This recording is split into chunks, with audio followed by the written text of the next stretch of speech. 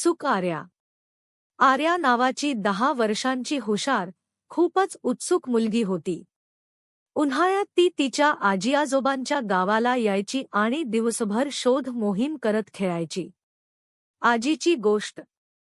संध्याकाळी आजी म्हणाली, खूप वर्षांपूर्वी समुद्राने आपल्या गावाला एक जादूचा शंख दिला. तो मन स्वच्छ ठेवून फुंकला की देवाचे मार्गदर्शन मिळायचे. आर्याच्या डोळ्यात चमक आली. मी तो शोधणार. हरवलेला खजिना. आजी म्हणाली. मोठ्या वादळात तो शंख कुठेतरी हरवला. कोणीच त्याला पुन्हा पाहिलं नाही. आर्या ठाम झाली, मी शोधते. जंगलाचा रस्ता. दुसऱ्या दिवशी आर्या जंगलात गेली.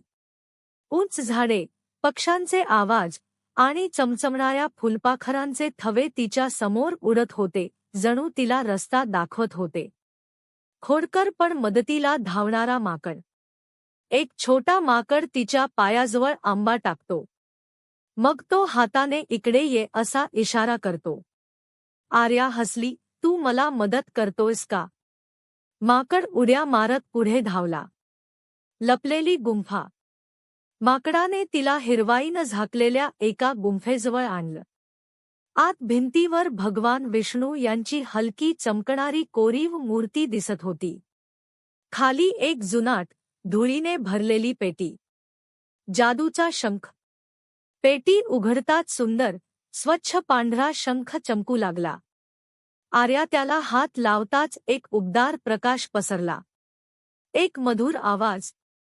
बाळ, तुझं धैर्य आणि निर्मळ मनानं हा शंख पुन्हा जागृत झाला. विष्णूंचे आशीर्वाद. प्रकाशात विष्णूंची शांत प्रतिमा प्रकट झाली. ते म्हणाले, हा शंख फक्त चांगल्या कामांसाठी वापर. निसर्गाचं रक्षण कर आणि लोकांना मदत कर. आर्या नम्रतेने वाकली. आर्याची वचनबद्धता. आर्या म्हणाली, मी हा शंख सद्गुणांसाठीच वापरेन. गावाचं रक्षण करेन. शंख तिच्या हातात उबदार वाटत होता. गावात परत.